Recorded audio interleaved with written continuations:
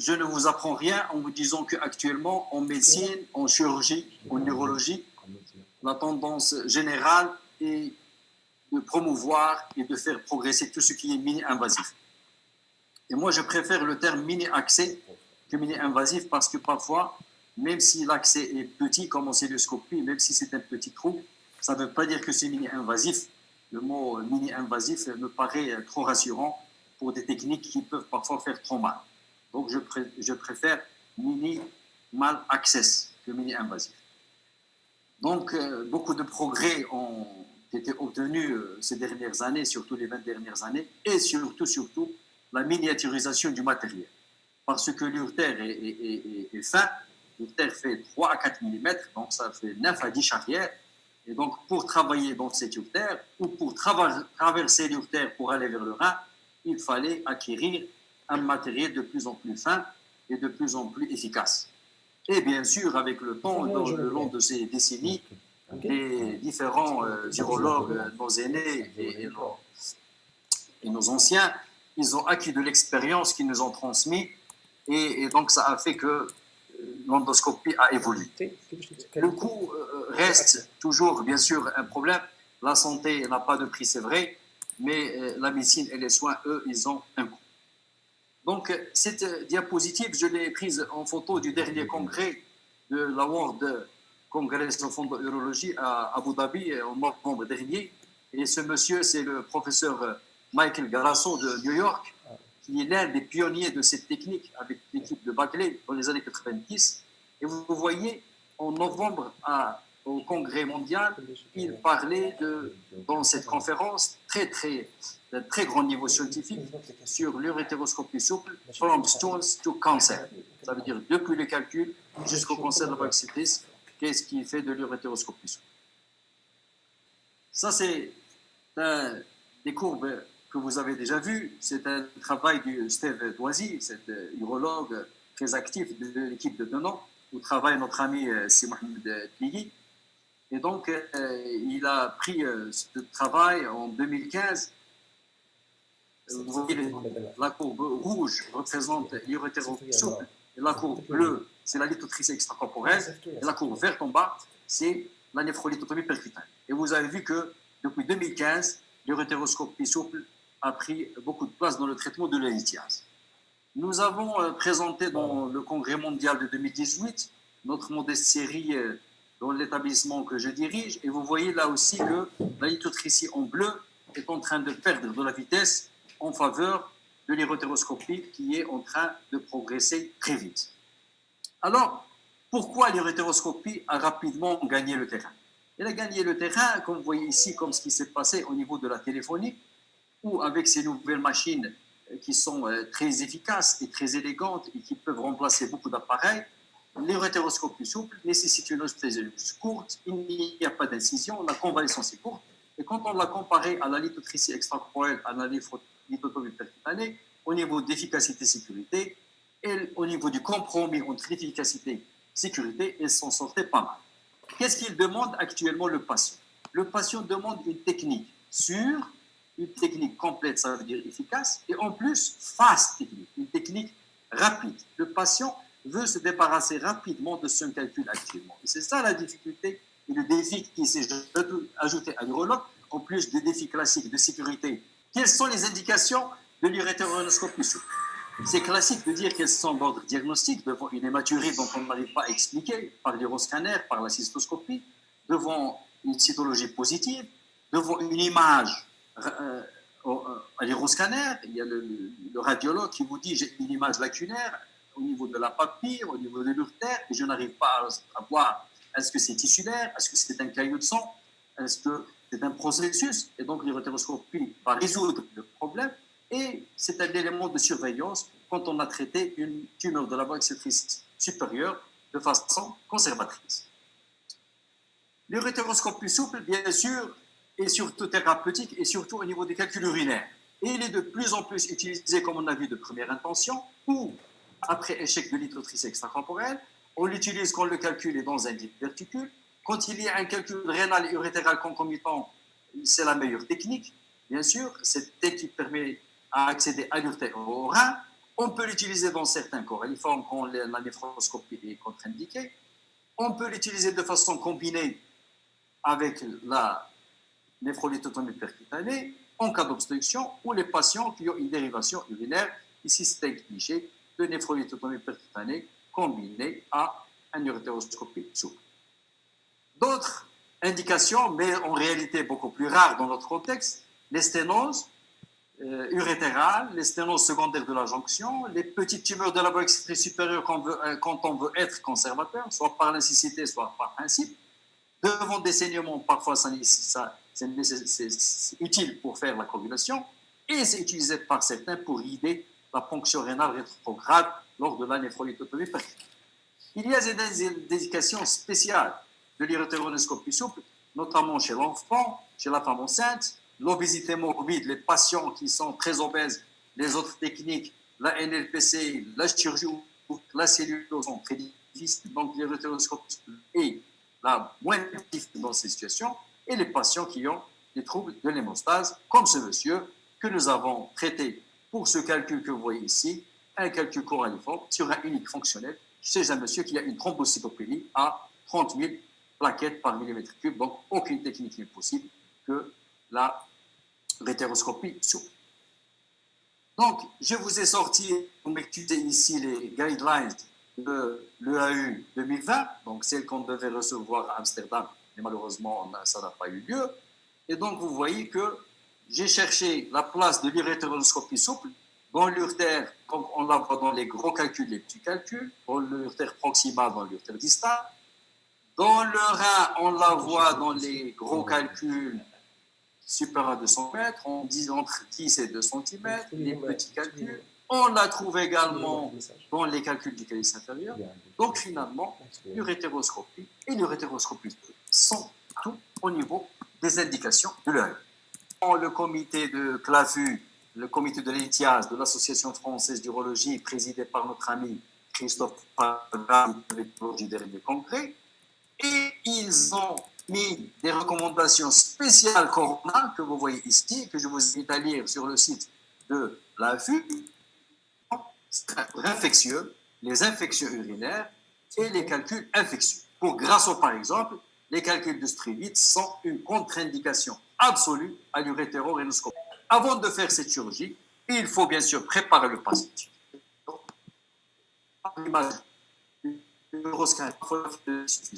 Et surtout, j'insiste sur l'information. Il faut bien informer ces patients.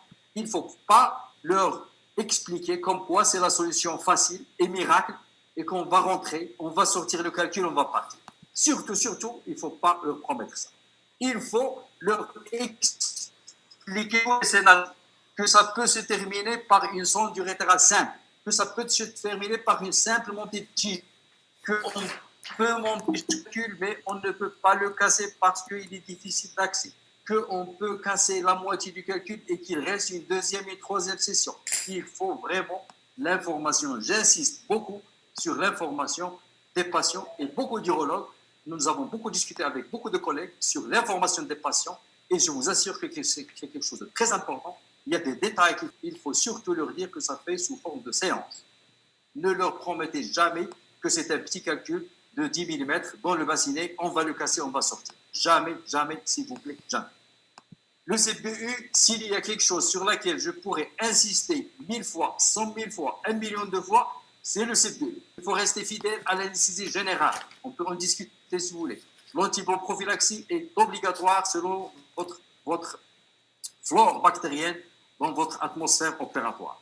L'arachy-anesthésie et la péridurale, nous les réservons pour les contre-indications à l'anesthésie générale. C'est de parler des détails techniques, mais s'il y a une chirurgie de détail, s'il y a une chirurgie qui dépend de beaucoup de petits détails, je dirais 1000 détails, 2000 détails, quelques centaines de petits détails, qui sont tous importants. Le moindre détail que vous négligez, c'est ou la complication ou l'échec. Tous les détails sont importants dans cette chirurgie. Oui. Depuis la position jusqu'à l'extraction du calcul, jusqu'à la pose de la gige. Il faut rester concentré le long de l'opération. Et ça peut durer longtemps comme on va voir. Donc, il ne faut pas dire que c'est une technique endoscopique. On va rapidement rentrer et sortir. Parce que parfois, même nos collègues et certains collègues anesthésistes réanimateurs, pour eux, l'endoscopie égale quelque chose de rapide. Non, c'est une chirurgie endoscopique qui peut durer 1h30 à 2 heures. Donc actuellement, il faut s'équiper, pour les collègues qui ne se sont pas encore équipés, il faut s'équiper avec le nouveau flexible. Certains commerciaux au Maroc viennent nous proposer des urétéroscopes flexibles de 20 ans, 25 ans. Surtout, il ne faut pas les acheter. Même à 1 dirham, il ne faut pas les acheter. Ils sont dépassés. Il faut acheter les nouvelles machines qui sont miniatures, qui sont efficaces, qui ont une déflexion. Les anciennes machines de la première génération sont dépassées actuellement. Ils ne progressent pas bien. Ils cassent rapidement et vous avez une très mauvaise vision et beaucoup de complications. Donc, des nouveaux flexibles. Avec un canal opérateur entre 3 et 4, le laser est le seul moyen de lithotricie avec le flexible. Il n'y a pas actuellement un autre moyen de lithotricie endocorporelle qu'on peut utiliser avec le flexible autre que le laser. Ni l'électrohydraulique, ni le pneumatique, ni les ultrasons. Rien ne marche. Il n'y a que le laser. La fluoroscopie, nous, on a appris avec Si Mohamed Tigui à Tenan, on est fidèle à la fluoroscopie obligatoire. Donc, ça, c'est des exemples d'urétéroscope que nous avons, le Cobra, le Viper, avec 2 lasers, le Megapulse. Et donc, actuellement, il y a cette nouvelle génération d'urétéroscope souple. C'est vraiment extraordinaire. C'est le flexible vidéo urétéroscope. Vous voyez, cette machine, elle est extraordinaire. Très intéressante, pour plusieurs raisons. 1, l'image est excellente, comme on va le voir. 2, vous n'avez pas besoin de source optique. Vous avez ici, il n'y a pas de source de lumière. Pas de source de lumière. L'oculaire et la caméra, c'est une seule pièce. Et vous avez 3 boutons. Un pour enregistrer, un pour zoomer et un pour prendre des photos. Et vous avez ici, si vous arrivez à suivre la souris, ce petit bouton blanc ici, c'est un système rotatif qui permet de faire une rotation à l'urétéroscope souple sans avoir à faire la rotation du poignet. Donc, vous voyez ici la différence entre l'image à gauche du fibré. Quand on passe au numérique, vous voyez que l'image est beaucoup mieux. Et ça s'explique parce que nous passons de 8000 pixels à 160 000 pixels. Donc, 20 fois plus, l'image est plus belle. Mais quand on passe du fibré au numérique, au digital, on perd un peu de déflexion. Donc, parfois, le fibré, il sert plus dans des calices tortueux et difficiles, il passe mieux que le numérique. Donc, quand on passe d'un urétéroscope à l'autre, et ça, tous les gens qui font cette technique le sauront facilement, le canal opérateur duquel sort la fibre laser, duquel sort le panier, n'est pas le même. Parfois, quand on passe d'une machine à l'autre, il faut vraiment faire très attention. Comme vous voyez ici, sur la partie gauche de l'écran, la fibre laser, elle sort à 9 heures, et les urétéroscopes à droite, elles sortent à 3 heures. Et donc ça, quand on change de machine, parfois, on a du mal à avoir l'ergonomie. Le Cobra, qui est un urétéroscope assez gros, mais très intéressant parce qu'il y a double channel, 2 canaux. Donc lui, vous avez la fibre laser qui sort à 3 heures, et vous avez le panier, si vous voulez attraper le calcul, qui sort à 9 heures. Donc l'urtère n'est pas une autoroute, l'urtère n'est pas droit. Vous voyez cette courbe sagittale, l'urtère croise les vestibules, l'urtère croise le promontoire avant de monter dans la fosse lombaire et dans le rétropélique.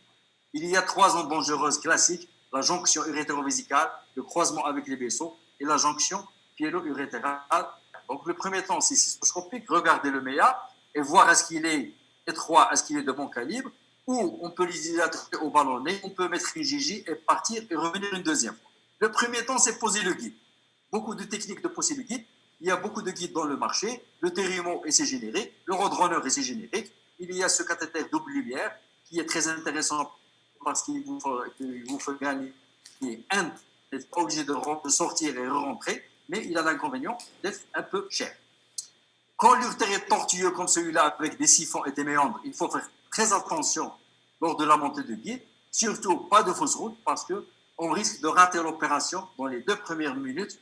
Quand le calcul est impacté, ça aussi c'est un piège de l'endourologie, où les collègues le savent, que si vous forcez sur un guide, si vous utilisez un guide métallique, si vous forcez un peu, c'est la fausse route, et après, tout foire, et donc ça va devenir difficile. Donc, doucement, l'urologie et l'endourologie, c'est vraiment la chirurgie Nous sommes fidèles aussi à la dilatation optique. C'est-à-dire, quand on passe le premier guide avec le stéthoscope, nous sortons, nous laissons le guide en place et nous introduisons un urétéroscope semi-rigide.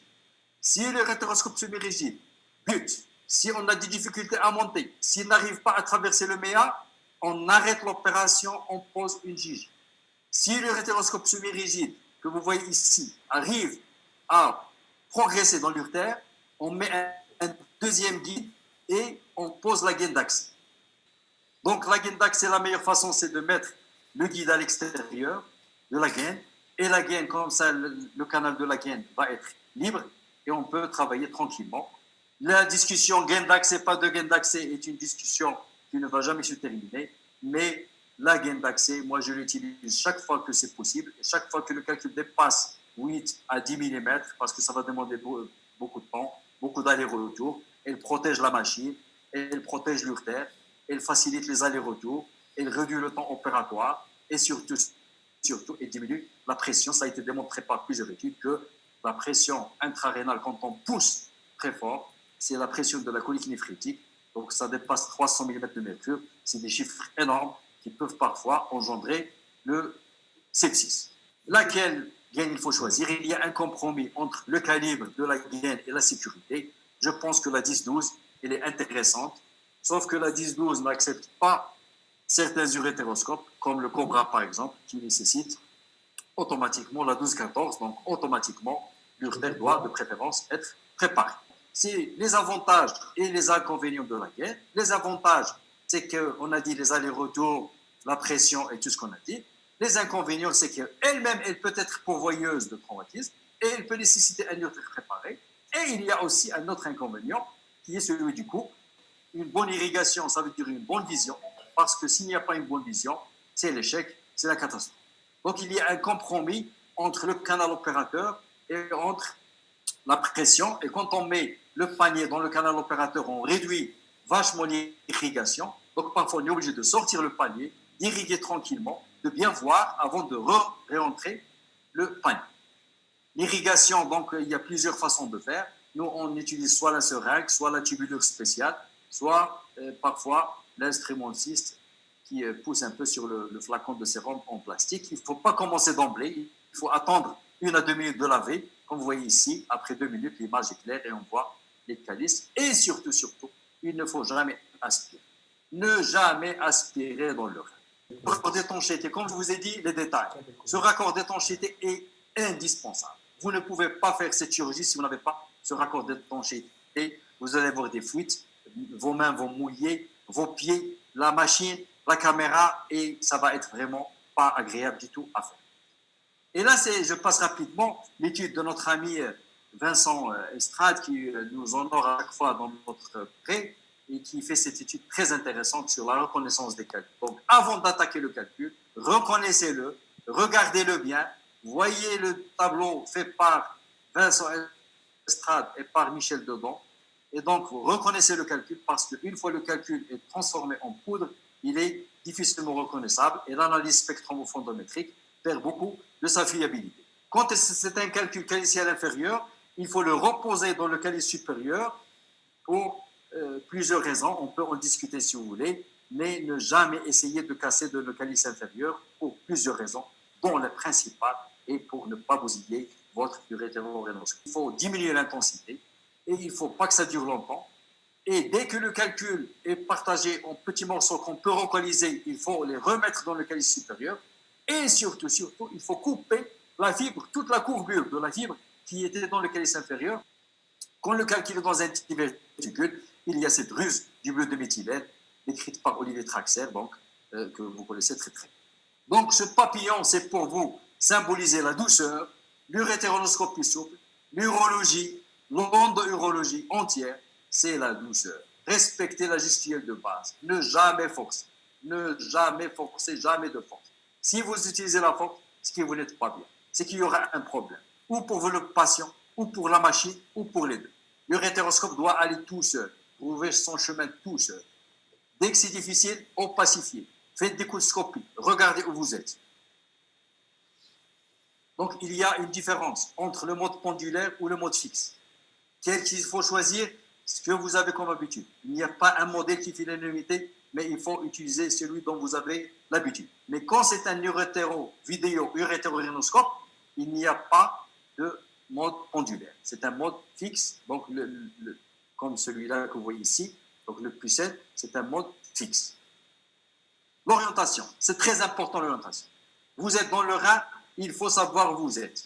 C'est très intéressant. Pourquoi?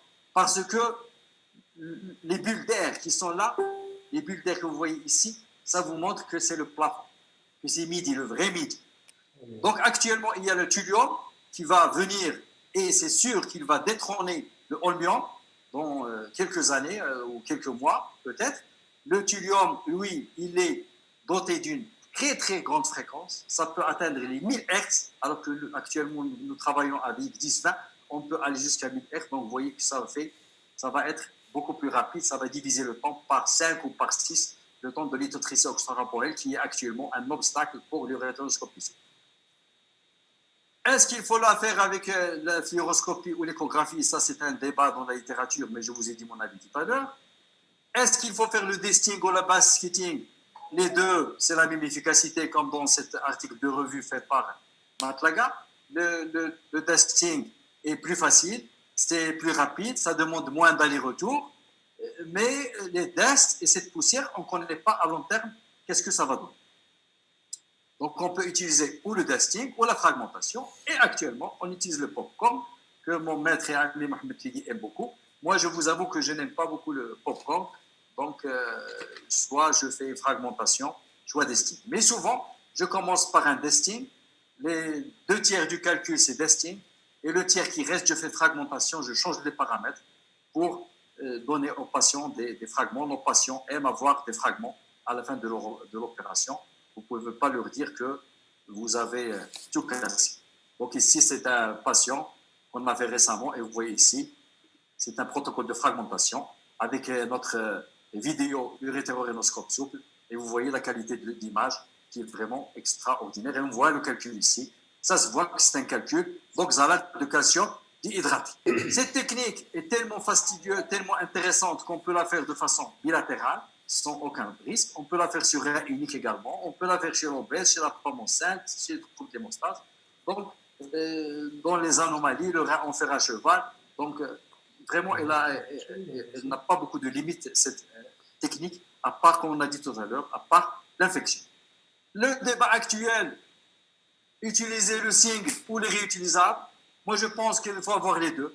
Les centres qui font beaucoup d'urétéroscopie à gros volume, c'est-à-dire pour certains supérieurs à 100 ou supérieurs à 300 par an, il vaut mieux qu'il ait le réutilisable, c'est moins cher. Les centres qui n'en font que rarement, le single use est moins cher.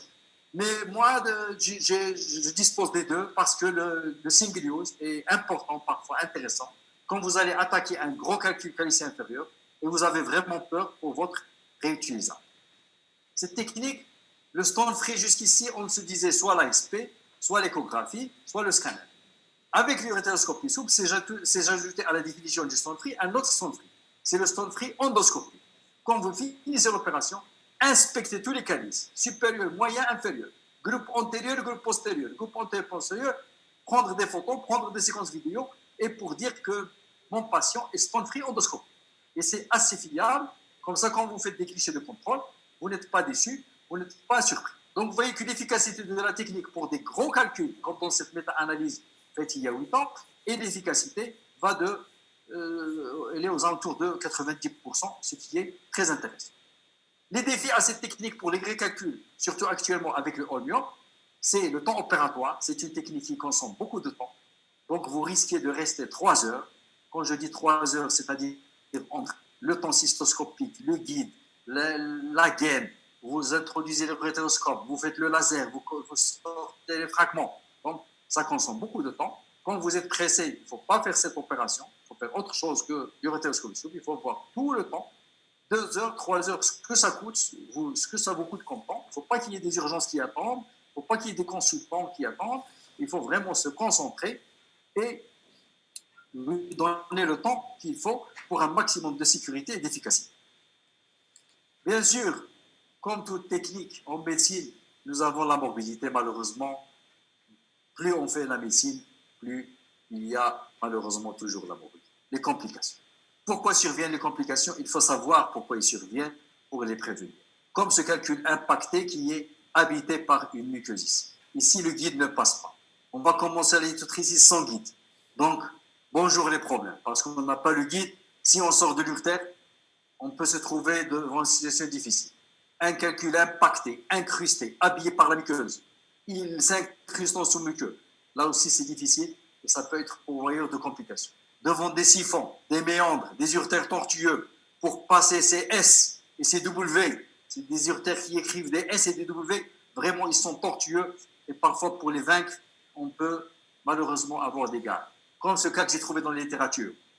2 urétéroscopes cassés dans le malade. Vraiment. 2 urétéroscopes cassés dans le malade.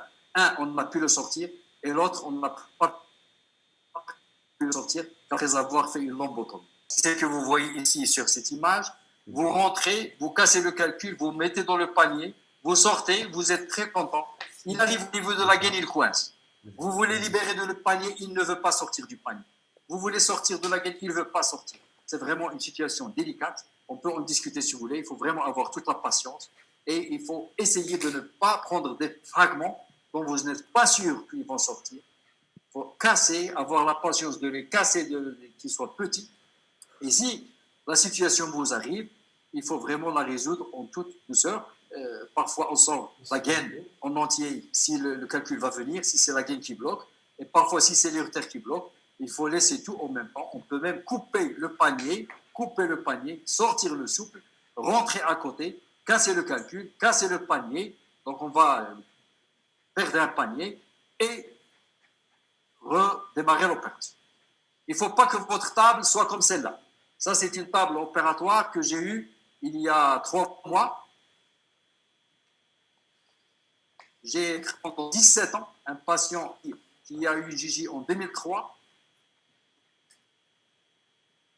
et qui a 17. Donc, à la fin de l'opération, au bout de 4 heures, voilà comment je me suis trouvé. Donc, il ne faut pas que votre table soit comme ça. Ça, ce n'est pas de l'endourologie. Ça, c'est une table opératoire. Dans notre bloc opératoire, il y a 3 mois. Donc, c'est vraiment, il ne faut pas voir cette image.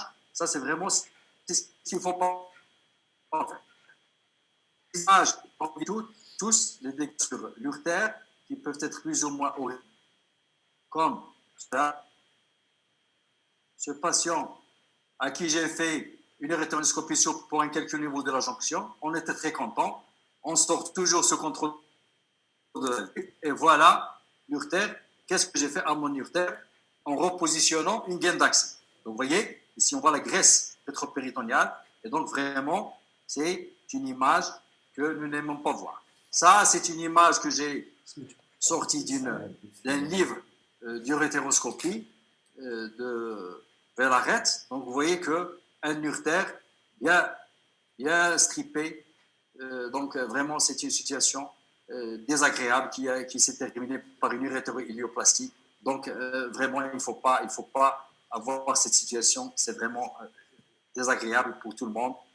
Et le plus dangereux dans l'urétéroscopie souple, c'est le basquetier. C'est quand vous mettez le calcul dans le panier et vous êtes en train de sortir. Si le fragment est gros, vous ne voyez rien. Et vous risquez de ramener avec vous l'urtère, comme ce que vous voyez sur ce cliché. Donc, les complications sont fréquentes, très fréquentes. Heureusement qu'elles ne sont pas du tout graves, à peu près 7% de complications sur cette méta-analyse faite par Soumani, donc de Londres, et qui a d'Angleterre, je veux dire, du United Kingdom, sur plus que 11 000 cas. Donc, les complications sont très nombreuses. Vous m'excusez, le tableau est petit, mais vous voyez que l'échec de la procédure, c'est le plus fréquent, donc 1,67%. La fièvre aussi, c'est assez fréquent. Les infections urinaires, c'est très fréquent.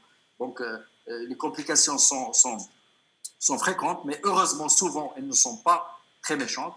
Qu'est-ce que c'est une infection? Une complication méchante, c'est quand elle nécessite une reprise chirurgicale ou qu'elle met en jeu le pronostic vital du patient.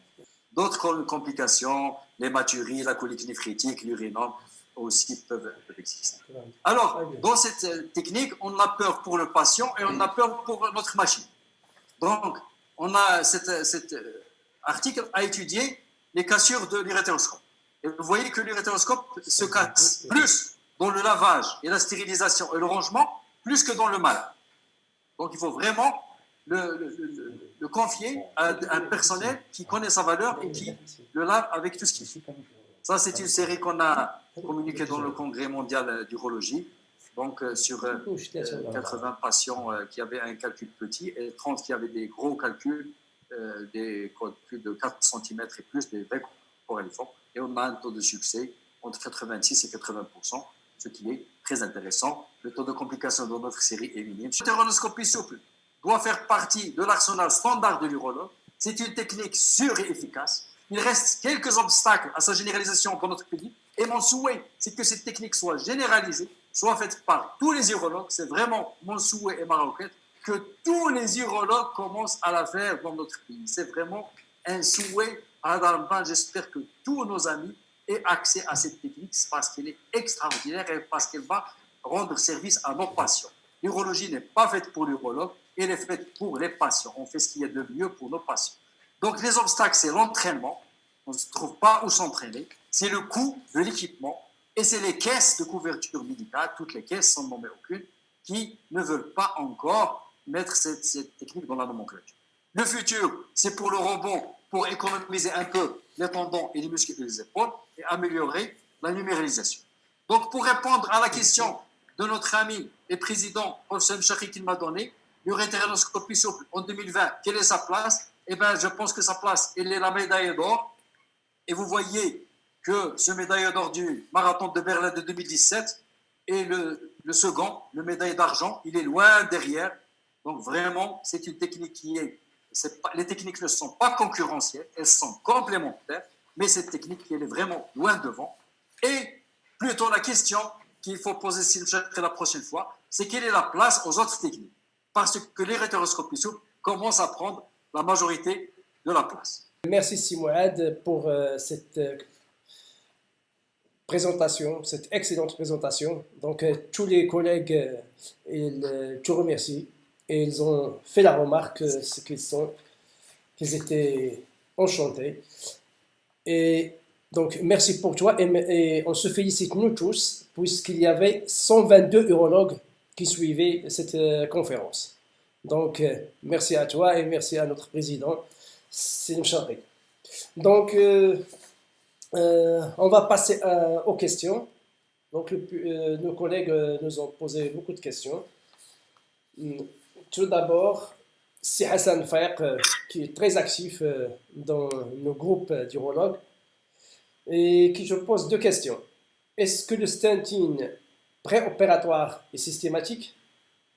Et tu parles si tu as une expérience dans l'association urétéroscopie souple et NLPC simultanée.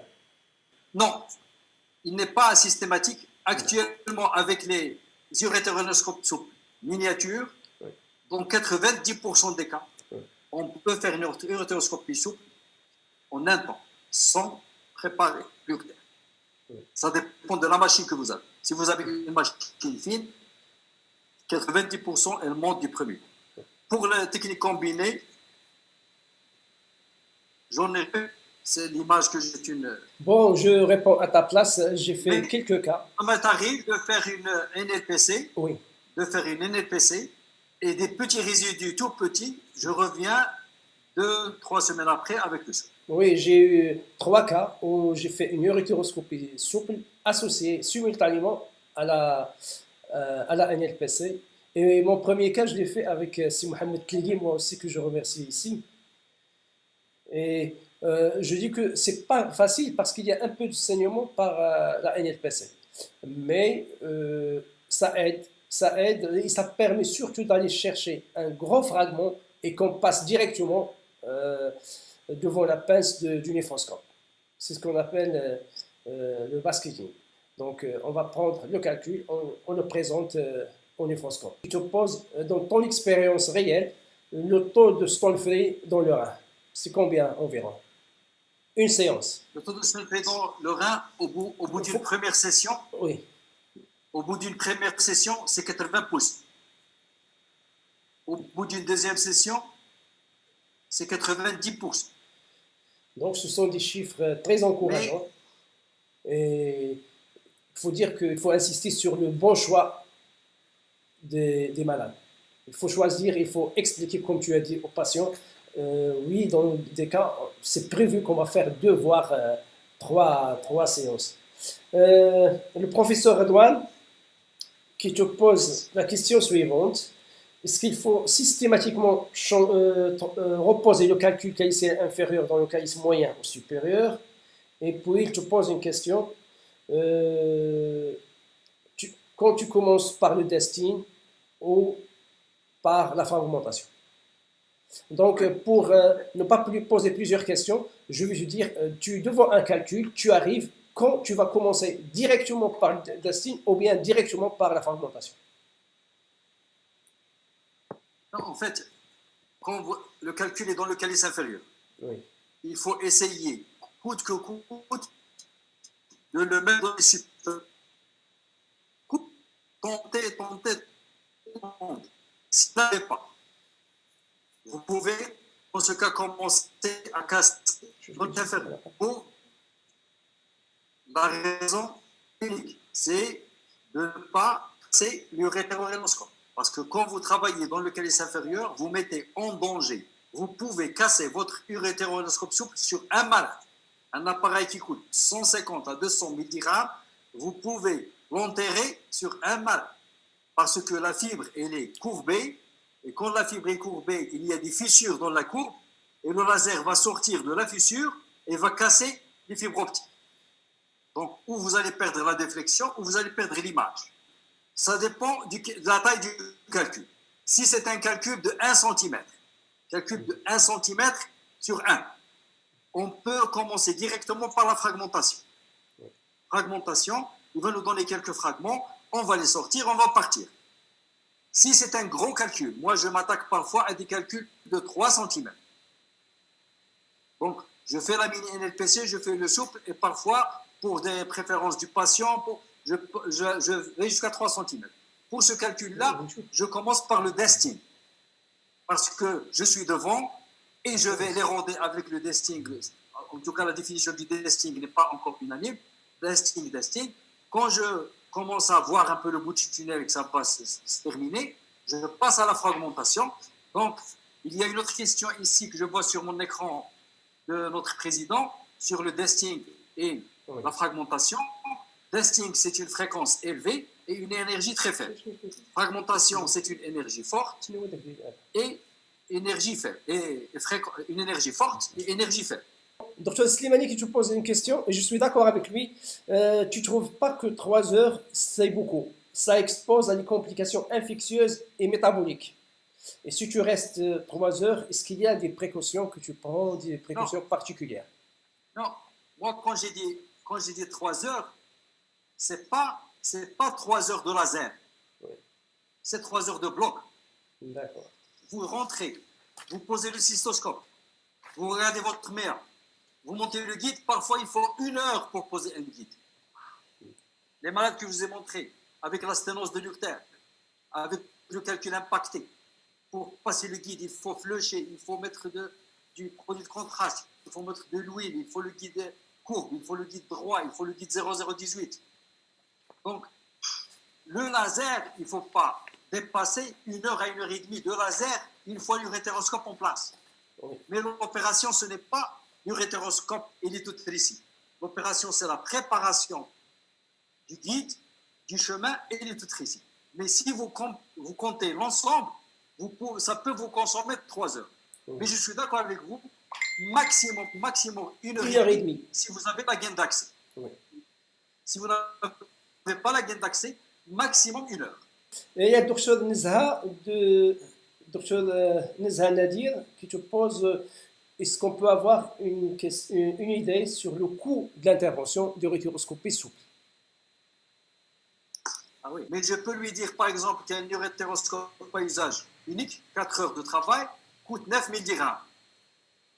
La fibre laser de Wolf, qui fait 10 malades, coûte 8 800 dirhams. Le consommable, quand j'ai fait une étude, il y a déjà très longtemps, économique sur le consommable d'un souple, c'est quelque chose comme 5 000 dirhams de consommable. Oui. Donc, moi, ma politique dans cette opération, c'est que souvent, on essaie d'arranger les choses et on essaie de ne pas se faire payer pour ces techniques.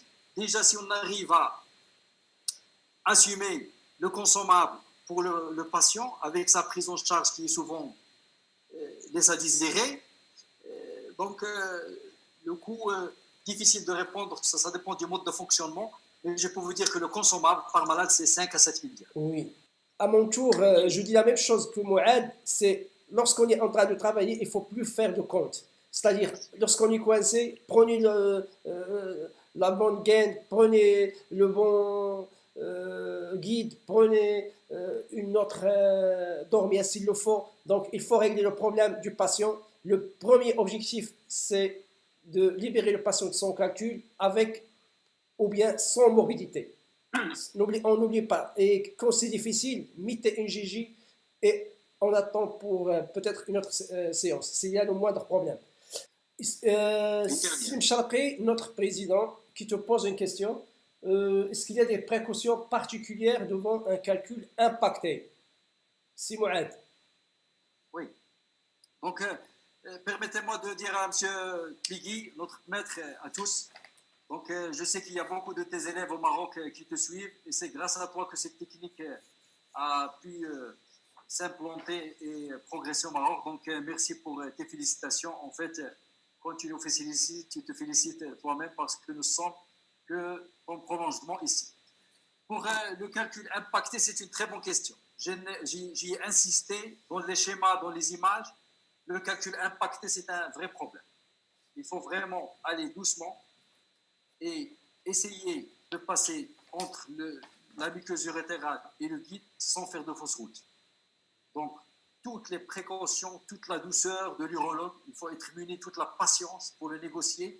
Le guide 0038, sinon 0035, sinon parfois le guide 0018, le guide des vasculaires, le guide du stent coronarien, très fin, qui vous permet de passer. Vous mettez de l'huile, du produit de contraste, du sérum, tout doucement.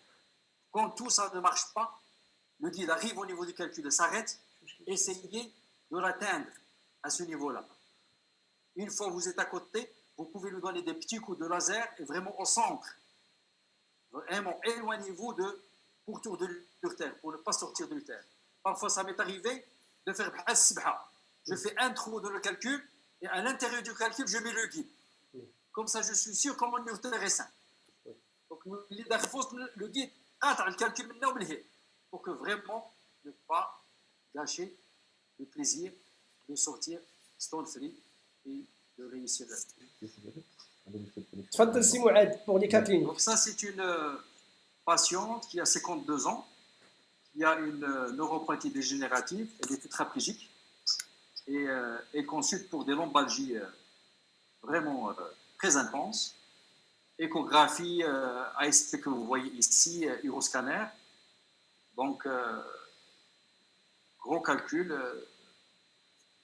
42 mm sur 41, donc vraiment une grosse pièce. Et donc, ce cas clinique, on va le faire de façon interactive avec le docteur Psmaoui. Je pense que c'est possible techniquement qu'on parle en direct comme ça. C'est Hassan? Oui, je t'écoute. Oui, c'est possible. Très bien. Donc, tu as vu les images de Hassan? Oui, je les vois. Très bien. Grosse Donc, pièce. maintenant, je vais te poser quelques questions et tu vas me répondre de façon pratique et rapide. Oui. Quand tu as des malades qui ont des calculs comme ça, pour mesurer la taille du calcul, tu fais comment dans ta pratique pour décider? Est-ce que le plus grand axe, où tu calcules la surface, ou tu as la patience de calculer le volume? Malheureusement, dans ce cas, il faut prendre le volume. Il y a un petit logiciel et normalement, c'est notre radiologue, on doit lui pousser à calculer le volume. Donc ici, le radiologue nous a calculé la densité du calcul. Oui. Est-ce que la densité du calcul va te faire changer vers une autre décision thérapeutique? Effectivement, si le calcul est selon sa densité, on peut choisir l'une ou l'autre des trois techniques, soit la LEC, soit l'urétéroscopie souple, soit la NLPC, ou voir autre chose. Est-ce que tu penses qu'à 42 sur 42, tu peux discuter la LEC?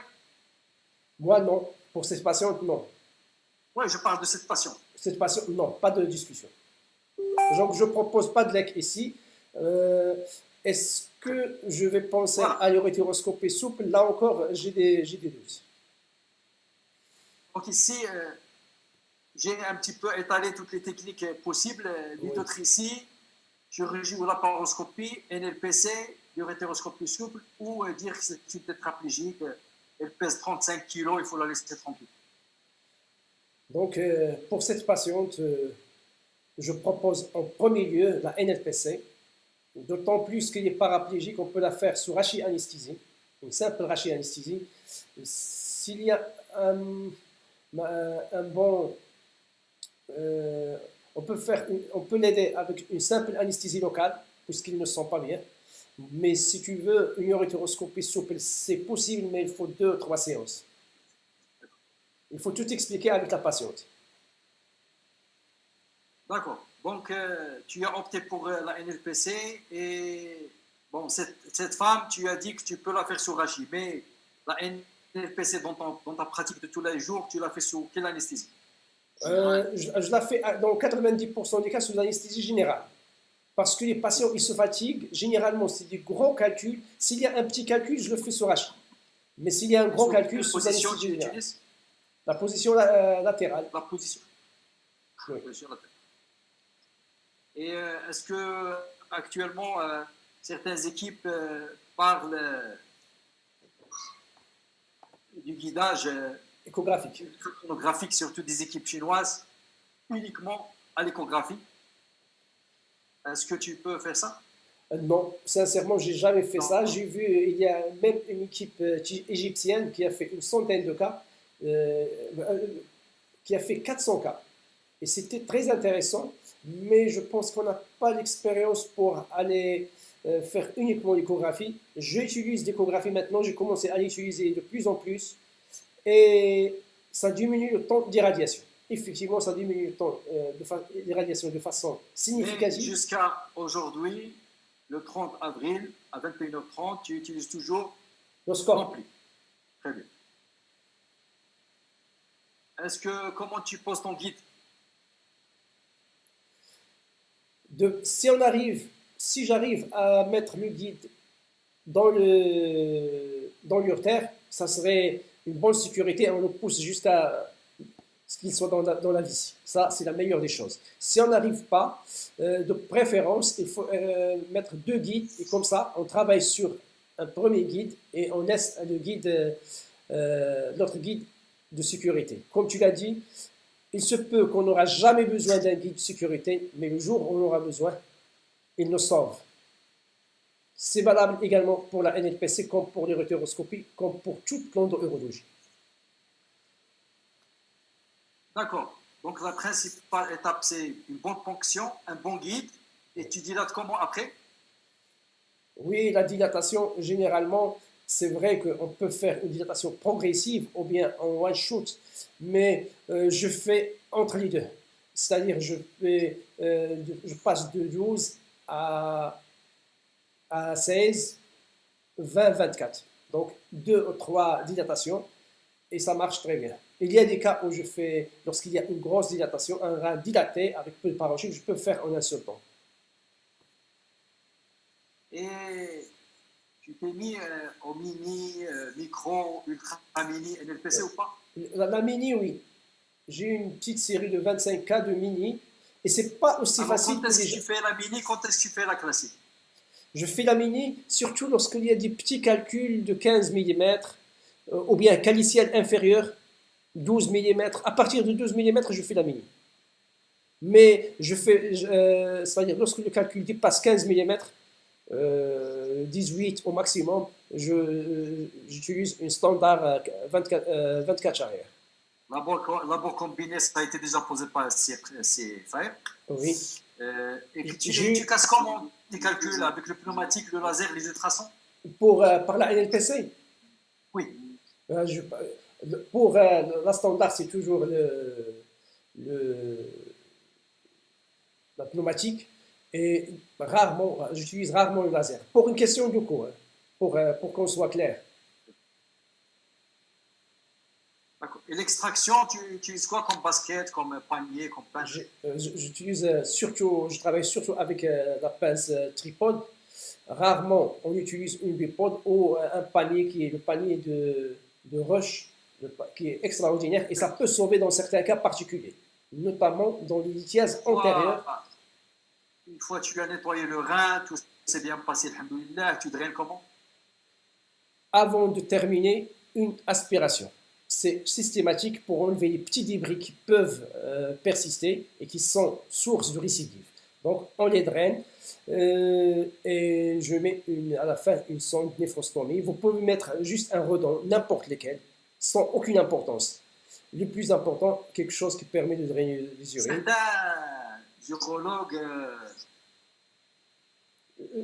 Certaines équipes sont en train de promouvoir la NLPC tubeless où ils mettent rien. Oui, un petit. Je pense qu'on peut la mettre, mais moi ça me. Oui, c'est Hassan. Allô? Oui, je t'écoute. Je t'écoute. C'est Hassan? نعم سيدي كنسمعك. Oui, c'est Nouri كنسمعك.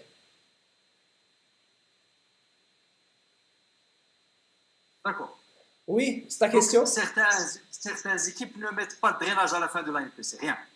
La tubeless. Oui, la tubeless, c'est quand il y a un petit calcul, tout est passé sans aucun problème, pas de saignement. Oui, on peut le faire. C'est-à-dire, est-ce que le drainage est systématique après un LPC ou ça t'arrive de ne pas mettre de drainage? S'il y a un petit calcul et on est sûr que c'est stone-free, il n'y a pas de saignement, il n'y a rien, on peut ne pas faire de drainage.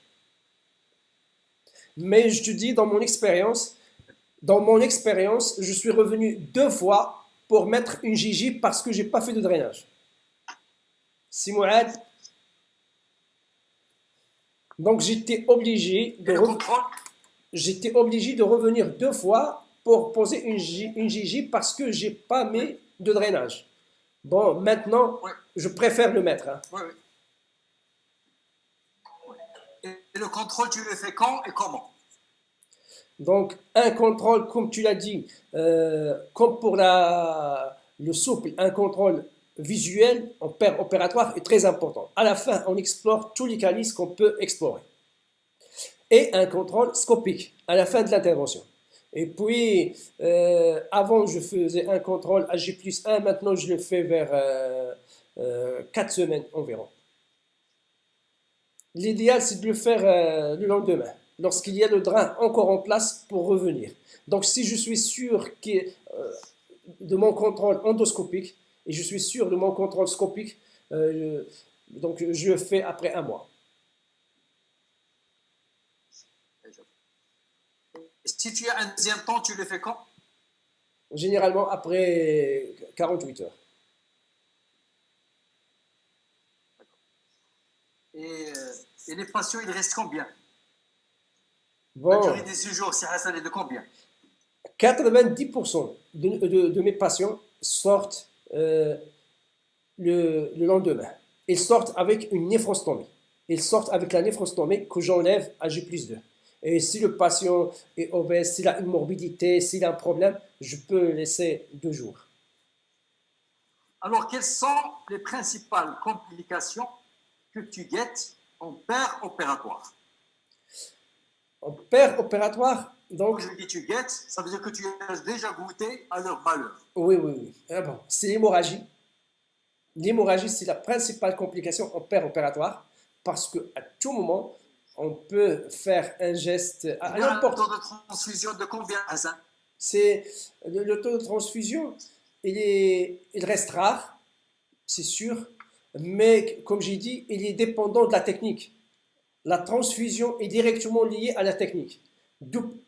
Le temps le plus essentiel, c'est la ponction et la dilatation. C'est là où il y a le maximum de complications, la cause d'échec, les résultats. Tout est lié à la ponction et à la dilatation. Si on fait une bonne ponction, si on fait une dilatation soft, sans traumatiser, il y a peu de complications et on a de bons résultats. Donc, tout dépend de l'expérience du chirurgien et ça a été démontré dans plusieurs études. On commence à devenir performant à partir de 50 et après 100-120 procédures, on devient vraiment très performant. Donc, le taux passe de 70 à 80% à 95% de stone free. mais c'est avec l'expérience. Et tu fais analyser tous tes calculs et comment? Oui, oui. Et où? Je fais une analyse systématique. Et pour des cas où il y a un truc bilatéral, récidivant, il faut un bilan métabolique systématique. Donc, pour cette question, pour cette patiente, je propose volontiers une NLPC. Qu'est-ce que tu as fait pour ta Voilà, c'est patiente? ce que nous avons. Nous avons D'accord. suivi tes conseils. À mon grade. Et donc, on a essayé. Et ça s'est bien passé. Donc, l'ASP de contrôle يعطيك a الصحة. compris. C'est bon. L'analyse du calcul, c'était un calcul de carpatite. Donc, parce que c'est une patiente neurologique. Donc, c'est Calcul des calculs infectieux. aussi Tu as fait une infectieux. antibiothérapie avant? Et voilà. Une antibiothérapie avant l'intervention? Oui. Donc, D'accord. je ne sais pas si Monsieur le Président nous autorise à faire un deuxième cas. On doit. Oui, Signori, tu peux. Vas-y. Alors, une femme de 47 ans qui vient avec ce beau massif lithiasique Oui. au niveau du rein gauche et le rein droit, il est atrophié, il ne marche pas. Ouais. Avec un gros calcul au niveau, donc un gros rectiforme, avec un environnement calicyle inférieur et plein de calculs partout dans le rein. Et l'autre rein ne marche pas. C'est Hassan, c'est clair? Oui, c'est clair. C'est clair. C'est clair. C'est un Donc, rein on unique. commence le bal. Oui, oui. On commence le bal. Oui, on commence. Pour cette patiente, je propose de la même façon. Donc, tu as. C'est une NLPC? Voilà. Donc, c'est ce qu'on a fait. On a fait une NLPC Oui, qui a permis de nettoyer tout ça. oui. Mais les pièces qui étaient au niveau du calice inférieur, ils ont nécessité un deuxième temps en urétéroscopie souple. Je te Donc, félicite, j'ai c'est fait une extraordinaire. urétéroscopie souple 3 semaines après. Et voilà le scanner de contrôle. Oui. Si Mouad, D'habitude, je les contrôle avec écho-ASP. Mais comme ici, c'est un rein unique, fonctionnel, je lui ai demandé un scanner de contrôle. oui, Donc, en février 2020, vous voyez ici. Et donc, le scanner, vous voyez qu'il n'y a rien du tout. oui, si Mouad, Avec c'est une le cas. NLPC, un souple. Oui. C'est le cas, c'est un cas très intéressant qui montre l'intérêt d'avoir tout un arsenal complet, parce qu'on complète, chaque intervention, chaque technique complète l'autre, et on peut switcher la technique à n'importe quel moment. C'est pas en faisant le souple qu'on parfois on sera obligé de faire une NLPC, mais parfois lors d'une NLPC, on rentre et on ne trouve pas le calcul, ou on trouve, surtout avec la qualité du scanner, on sera obligé de faire un souple. Donc, il faut avoir l'arsenal thérapeutique complet, ou au moins, il faut être complémentaire. C'est-à-dire deux chirurgiens, chacun fait une technique, et ça serait une bonne chose. Oui, c'est moi, je t'écoute. Monsieur le Président, le temps est over ou time over ou pas encore? Oui, tu peux ajouter, c'est un cas intéressant. Vas-y, vas-y, tu as 10 minutes. 10 minutes. Alors, Monsieur Ben Issa, il a 88 ans. Il vient avec une lombalgie chronique néphrétique droite. On fait l'uroscan. Après une échographie, bien sûr, le rein dilaté. On fait l'uroscanner. Et vous voyez ici le bassinet qui est là. Et on voit l'urtère sous-piédique. Et on voit cette méandre de l'urtère qui est là, qui fait un S. Et ça bloque ici. Ça ne passe pas. Donc, un calcul de la jonction, on va dire, de l'urtère sous-piédique, ou voilà, l'urtère lombaire haut, la jonction, comme vous voulez. Et voilà une 3D. Et voilà, c'est le patient, il souffre, et il a 88 ans, mais en très bon état général. C'est un policier retraité. Si Mouad, j'ai eu un cas pareil samedi dernier. Samedi dernier, c'était la même chose, la même situation avec cette C'est méandre. un policier à Tanger. Non, heureusement, il n'est pas policier. Donc, pour ce cas, on a l'embarras du choix. Vous pouvez proposer une cellule, et ça marche bien dans ce cas. Soit une cellule, soit une urétéroscopie intégrale par voie percutanée, on descend et on profite de la dilatation du urétère qui nous ramène directement sur le calcul. Et on peut l'enlever en monobloc ce calcul ou bien en le cassant en deux. Mais on peut faire une urétéroscopie rétrograde et je pense qu'il sera, si on n'arrive pas à arriver jusqu'au calcul, on utilise un souple. Il faut avoir, si ce cas nous montre l'intérêt d'avoir un arsenal complet. Dans ce cas, j'utilise volontiers.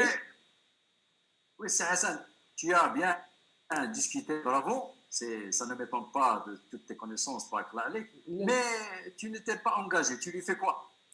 Bon, je tente une urétéroscopie rétrograde semi-rigide et je mets à côté un urétéroscope souple. Tout en sachant qu'il Voilà, donc, urétéroscopie semi-rigide et un souple à côté. voilà, nous avons évité de là aussi. L'anesthésie, on a parlé tout à l'heure dans mon topo, l'urétéroscopie, c'est souvent sous-âgé. Oui. Tu es d'accord? Oui. C'est ça, tu es d'accord que c'est souvent sous-anesthésie générale? Oui. Il n'est pas d'accord. Hassan? Oui, je t'écoute. Oui, Oui, c'est Hassan, tu m'écoutes? le plus souvent sous-âgé. Donc, l'anesthésie au niveau de... Très bien. Pour l'urétère lombaire et le rein, Toi, chez toi, généralement c'est le single sous-âgé. ou tu utilises le single ou le multi-use? Le multi. Le multi-use. Est-ce que ça rejoint la question qui a été posée sur la préparation de l'urétère par CFR? Est-ce que tu... Oui, je pense, si on veut être un peu prudent dans ce cas, ça serait une bonne chose d'aller monter un guide et une sonde Gigi et revenir par la suite. Ça, c'est un cas parce que il se peut qu'il y a... N'oublie pas qu'il a 88 ans. Oui, Donc déjà, il faut un avis cardio, le mettre sur la table, l'anesthésier 2 fois. Si on arrive à le débarrasser en un temps, on peut arriver toujours Non. à le débarrasser, mais on doit avoir à l'arrière-pensée qu'il y a un risque infectieux important. Il y a une rétention dans le rein et on peut être euh, à l'origine d'un sepsis. D'autant plus qu'il a 80 ans. ah oui, si dans les urines pyéliques, les urines sont troubles, on arrête. Il faut s'arrêter, oui. On met une J, on s'en va. Ça, c'est... On est d'accord. Oui, mon cher ami. Est-ce que quand tu commences cette opération, tu fais toujours une IPR systématique ou pas? En fait, lorsque je fais une urétéroscopie, je fais presque jamais du PR. J'ai toujours le scope à côté. Mais dans ce cas, il faut mettre une PR parce que ça se voit que ça serait un peu difficile. Il faut mettre le Et PR. dans ta pratique, la gaine urétérale, tu la places comment? Toujours, jamais, cas par cas? Je la place lorsqu'il y a un calcul qui est supérieur à 10 mm. Quand je vois qu'il y a un calcul inférieur à 10 mm, je fais simple. Donc, comme tu as dit, pour se rattraper sur le coût des calculs plus grands. Donc, lorsqu'il y a un petit calcul, 10 mm, 12 mm, je vais directement parce que je sais que le temps opératoire ne sera pas important. Donc, il n'y a pas un grand risque de reflux, d'hyperpression et de syndrome inflammatoire, de réponse inflammatoire systémique. C'est ça qui, en fait, c'est ça qui est à la cause de la fièvre. C'est pas uniquement l'infection. C'est les produits et les débris des cellules mortes qui sont réabsorbées dans le rein, qui sont à l'origine du syndrome inflammatoire et de la fièvre. C'est pas toujours la fièvre. Hein. C'est pas toujours l'infection. Est-ce que quand on travaille dans l'urétère lombaire, oui. notre principale hantise, c'est le calcul qui file, qui fout Oui. dans le rein. Donc, quand on est en semi-rigide, si on n'a pas de souple, c'est vraiment une situation très difficile. Quand on a le souple, on monte et on le suit. Et le problème est réglé. Oui. Est-ce que dans ce sens, tu utilises des dispositifs anti-rétropulsion? Je l'utilise dans le cas où il y a un calcul qui est dur. Parce que généralement, la rétropulsion, lorsqu'il y a un calcul qui est dur, on le tape et il va. Mais il y a des petites astuces si on veut les éviter. Donc déjà, sur la table, on met le patient un peu incliné, une bonne hydratation du patient, et s'il faut, un peu de l'azilix pour pousser Donc, si le calcul est dur, oui, il faut mettre un système de rétropulsion, on met une panier au-dessus, et si le calcul est trop dur, on peut le mettre à l'intérieur du panier et on le casse dans le panier. Est-ce que tu t'appliques un peu aux recommandations de notre ami Vincent sur la reconnaissance endoscope calcul? Sincèrement, je trouve que Tu n'as pas intellectuellement, le temps, tu as beaucoup de travail, tu casses et tu t'en vas. j'ai vu tout ça, intellectuellement, c'est extraordinaire. Mais j'arrive pas, j'ai révisé ça plusieurs fois, j'arrive pas à les mémoriser jusqu'à aujourd'hui. Mais je te promets la prochaine fois, peut-être j'arriverai. Alors, la question classique, dusting, basketing, popcorn, Oui, tu moi fais j'aime quoi? beaucoup le dusting, hein. Si j'utilise cette technique, c'est pour le dusting. Et c'est moins cher en plus. C'est moins cher, c'est sans risque infectieux, sans... Donc, je préfère le dusting du moment que je fais... Moi, j'ai des patients qui sont un peu sélectionnés parce que les grands calculs, je les fais par percus. Donc, c'est surtout une cinquantaine de calculs que j'ai fait, c'est pas beaucoup, mais c'est surtout des petits calculs qui sont faciles. Oui. Très bien, merci. Pour la discussion classique, tu mets Gigi, tu mets tout le temps, parfois S'il jamais, y a, comment? s'il y a le moindre... Après une urétéroscopie souple. Oui, après une souple, s'il n'y a pas de lésion urétérale, un petit calcul avec un dusting, je ne la mets pas. Si j'ai fragmenté, je la mets. Lorsqu'on utilise une fragmentation, il se peut qu'il y ait des petits fragments qui ont échappé d'ici ou là. Donc, on l'a mis dans ce cas. Moi, dans notre expérience, je prends en considération l'origine du patient. S'il Oui, vient de 500, 600 km, je lui pose la Gigi sans hésiter. oui.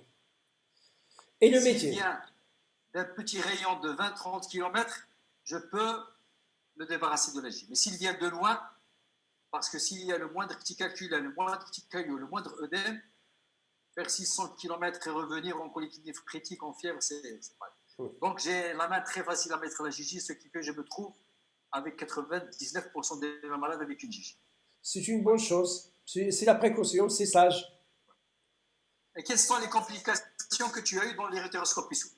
Excuse-moi, je parle beaucoup des complications, Oui, mais c'est comme ça dans notre métier. mais tu sais, Mourad, ce sont les complications qui limitent chaque technique opératoire. Si on s'arrête et la technique n'évolue pas, c'est parce qu'il y a des complications. Et on a eu tous des complications. Moi, la première complication que j'ai eue, c'est l'infection en post-opératoire. J'ai 3 sepsis sévères, malgré un OCBU stérile. Je fais jamais une urétéroscopie, soit rigide, jamais un geste endoscopique sans OCBU. Eh ben, j'ai eu 3 cas qui étaient vraiment des sepsis. Et ce qui est fait, je ne dépasse pas 1 heure. 1h20, 1h30 maximum. Et je travaille à basse pression. Même le fait que utiliser la pompe et tout ça, je trouve que c'est un peu dangereux. On voit bien, mais Les malades pour un souple restent combien de jours à la clinique? elles partent le lendemain. Alors voilà, pour notre monsieur Ben Issa, ça m'a demandé, je pense, 1 heure et demie pour poser le guide. Pour le guide, oui. C'était vraiment Difficile, c'est pour très que le difficile. guide passe le calcul et se met dans ce très gros rein. Et vous voyez ici, je suis monté avec le souple. Et voilà, on n'a plus cassé le calcul. Oui. Félicitations. Et voilà, la Gigi de contrôle. Stop. Tabarakallah alik. Bye bye. Monsieur le Président, je pense que le time over. Yes. Si. Ok. Merci beaucoup.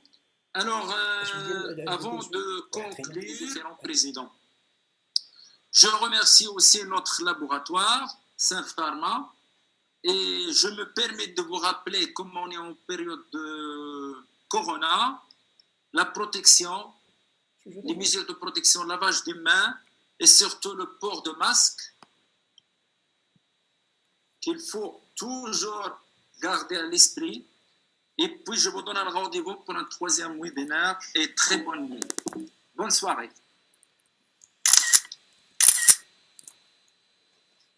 Merci.